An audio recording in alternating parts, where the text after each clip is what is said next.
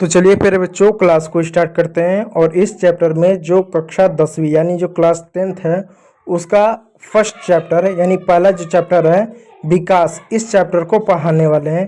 देखिए बच्चों, इस चैप्टर को पढ़ने से पहले हम यहाँ पर दो शब्द, ऐसे शब्द जिसको हम अक्सर सुनते हैं, एक शब्द है वृद्धि और दूसरा शब्द है विकास। इन दोनों शब्दों का मतलब समझते हैं कि वृद्धि क्या होता है, विकास क्या होता है। हमने कई बार सुना है कि हमारे देश में वृद्धि हो रहा है, यानी इकोनॉमी ग्रोथ हो रहा है, अर्थव्यवस्था में वृद्धि विकास इस तरीके से हो रहा है। तो इनका मतलब क्या होता है? देखो बच्चों, वृद्धि का मतलब क्या होता है? किसी वस्तु या संख्या में गुणात्मक परिवर्तन। अब इसका मैं आपको दो एग्जांपल समझाता हूँ। मान लो ए नाम का व्यक्ति है और बी नाम का व्यक्ति है। ए व्यक्ति की तनख्वाह जो थी महीने की वो 20,000 थी। कितनी? 20,000। अब इस व्यक्ति की जो तनख्वाह 20,000 थी वो बढ़ के कितनी हो गई? 40,000 हो गई। अब इसकी तनख्वाह अगर बढ़ के 40,000 हो गए तो इस व्यक्ति ने बढ़े हुए तनख्वाह से क्या किया? मतलब शराब पीता था, सिगरेट पीता था और फालतू चीज़ों में ये पैसे को खर्च करता था और जो है अपनी शौक पूरा करता था। इस तरीके के काम ये व्यक्ति करता था। वहीं पर जो वी व्यक्ति था, बी नाम का, इसने क्या किया? इसकी जो सैलरी 20,000 थी बढ़ के 40,000 हुआ, तो इसने क्या किया? उस पैसे से घर पर अच्छा फल फ्रूट लाता था, सब्जियां अच्छा लाता था, बच्चों को पढ़ाने पर पैसा खर्च करता था। कुछ पैसा इसने क्या किया? निवेश कर दिया कि बैंक में जमा कर दिया कि आने वाले भविष्य में पैसे की जरूरत रहेगा तो हम उपयोग करेंगे। और भी जगह पर मतलब इसने काम किया। तो अब देखो, इसकी जो सैलरी थी 20,000 बढ़कर इसकी सैलरी 40,000 हुई। वहीं पर जो बी नाम का व्यक्ति था उसका भी सैलरी 20,000 बढ़ के 40,000 हुई। तो कहीं ना कहीं सैलरी दोनों की बढ़ी, तो ये क्या? वृद्धि हुआ। लेकिन जो ए नाम का व्यक्ति था इसकी सैलरी 20 से 40,000 हुआ, तो उस पैसे का अच्छा उपयोग नहीं किया शराब पीने में, जुआ खेलने में, अपने शौक को पूरा करने में। यानी जो पैसा 20 से 40,000 बढ़ा उसका अच्छा काम नहीं किया, यानी एक तरीके से सकारात्मक परिणाम नहीं ला पाया। जबकि बी व्यक्ति ने क्या किया? उस पैसे का बच्चों को पढ़ाने पर, फल फूल पर और आने वाले भविष्य के लिए उसने क्या बचत किया और कुछ चीज़ों पर खर्चा किया। तो कहीं ना कहीं उस पैसे का उस व्यक्ति ने अच्छा उपयोग किया, सकारात्मक परिणाम लाया। तो वृद्धि और विकास में यही अंतर है। वृद्धि क्या होती है? सिर्फ संख्या में बढ़ोतरी। 20 से 40,000 हुआ, ये सिर्फ संख्या में बढ़ोतरी हुआ, और 20 से इसका 40,000 हुआ, लेकिन इसने क्या किया? अच्छा उसका रिजल्ट ला पाया। तो ये क्या हुआ? एक तरीके से ये विकास हुआ। तो वृद्धि और विकास में एक ही अंतर होता है। ठीक है, तो इसका एक और एग्जांपल ले सकते हो कि किसी का तनख्वाह 40,000 था, 60,000 हुआ। अगर उस 60,000 का अगर अच्छा सा प्रयोग ना करे अपने विकास के लिए तो वो सिर्फ वृद्धि होगा, ना कि विकास। ठीक है, चलिए अगला देखिएगा, विकास के अलग अलग मायने। अब देखिए बच्चों, विकास क्या होता है? अगर अलग अलग व्यक्तियों से पूछा जाए तो इसके अलग अलग जवाब आएंगे। जैसे मान लीजिए जो मेरे लिए विकास हो वो किसी और व्यक्ति के लिए विकास ना हो। मैं जिस चीज़ को विकास मानता हूँ कोई दूसरा व्यक्ति उसके लिए विकास ना हो। इसका एग्जाम्पल आप देखिएगा, जैसे मान लीजिए कोई उद्योगपति है। अब उद्योगपति से पूछा जाए कि भाई देश का विकास हो रहा है कि नहीं हो रहा है, तो क्या कहेगा? वो सिर्फ देखेगा हाँ कि क्या देश में फैक्ट्री बन रहा है कि नहीं बन रहा है, यानी फैक्ट्री लग रहा है कि नहीं लग रहा है, उसको फायदा हो रहा है कि नहीं हो रहा है, नई मशीनें आ रही हैं कि नहीं आ रही हैं, उसको क्या पैसे में लाभ हो रहा है कि नहीं हो रहा है। तो उसके लिए विकास का मतलब क्या है कि मेरी एक फैक्ट्री हो जाए, 1 से 4 हो जाए, मुझे ज़्यादा प्रॉफिट हो गए, मैं ज़्यादा से ज़्यादा मशीनों का प्रयोग करूँ, ज़्यादा से ज़्यादा मुझे लाभ हो, उसके लिए विकास का मतलब ये है। जबकि वहीं पर अगर किसी बेरोजगार लड़के से पूछा जाए कि विकास का मतलब क्या है, तो बेरोजगार लड़का क्या कहेगा कि मुझे रोजगार का अवसर मिले, मतलब सरकारी नौकरी या प्राइवेट नौकरी में मैं जाऊं तो तुरंत मुझे नौकरी मिल जाए, नौकरी का इंटरव्यू मैं दे सकूं, मुझे अवसर मिले। उसके साथ क्या? स्थायी यानी फिक्स इनकम हो। जैसे होता है ना कि सरकारी नौकरी किसी की लग जाती है तो 60 वर्ष तक फिक्स इनकम होती है, उसके बाद पेंशन मिलता है, तो फिक्स इनकम होता है। फिर वो आत्मनिर्भर हो, यानी उसको अपने काम के लिए कहीं पर दूर दूर भटकना ना पड़े, एक जगह जहाँ पर नौकरी लगे वो जीवन भर उधर ही काम करता रहे अपने फील्ड में।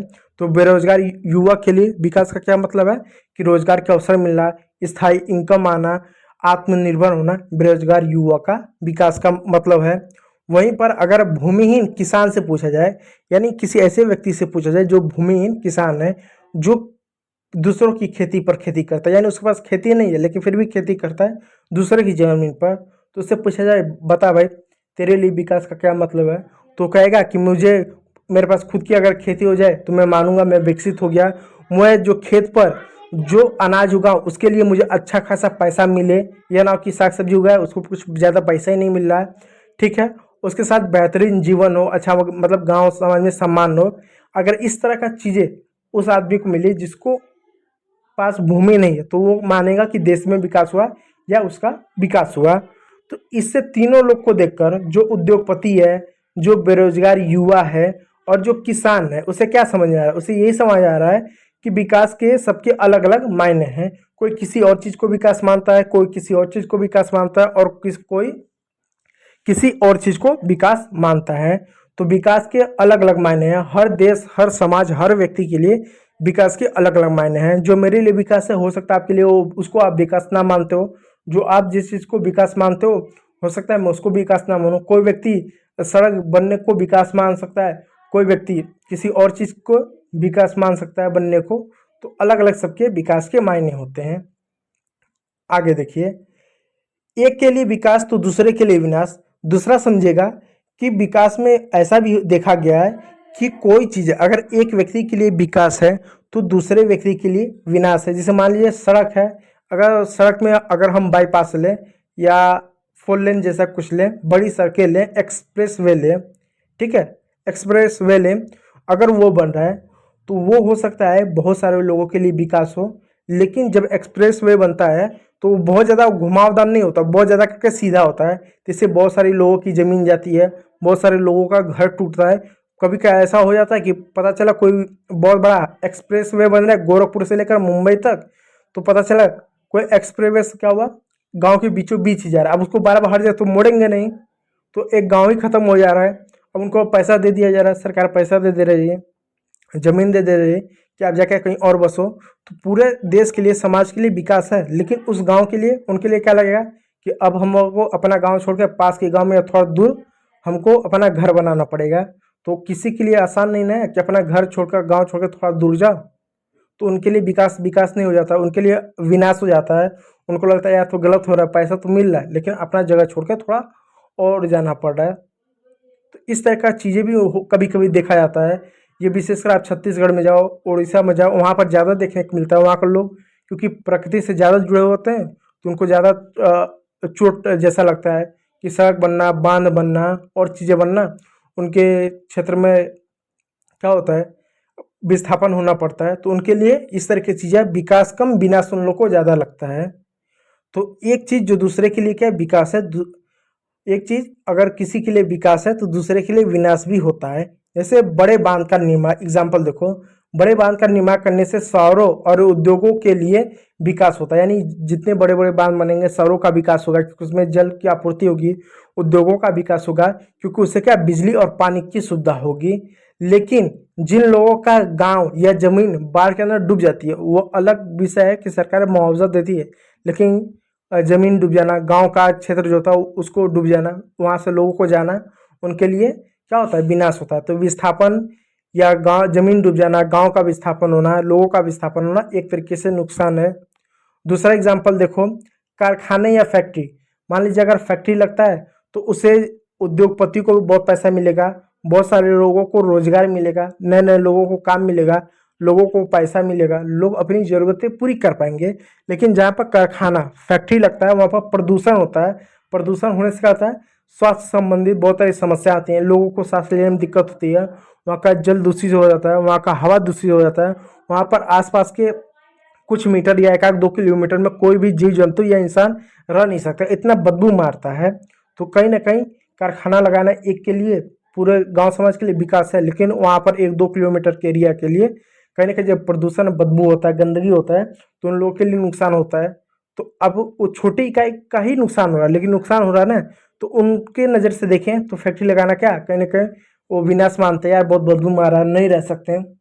होता है अक्सर ऐसा, कई बार बहुत सारे फैक्ट्री के अगर पास आप जाओ तो, ठीक है, तो विनाश हो जा रहा है। तो मतलब यह है कि जो चीज़ हमारे लिए विकास है हो सकता है दूसरों के लिए विनाश है। इस बात को याद रखिएगा। दूसरा इसी में याद रखिएगा, जो पहला पॉइंट था कि विकास के अलग अलग मायने हैं। ठीक है, तो कुल मिला जुलाकर मैं आपको रिकॉल करा दूं हमने क्या पढ़ा। सबसे पहले हमने ये जाना कि वृद्धि और विकास में क्या अंतर है। वृद्धि का मतलब किसी संख्या में बढ़ना, विकास का मतलब क्या है कि यदि संख्या बढ़ रही है तो उससे आप क्या सकारात्मक, क्या अच्छा कर पा रहे हो, क्या अच्छा ले पा रहे हो, वो है विकास।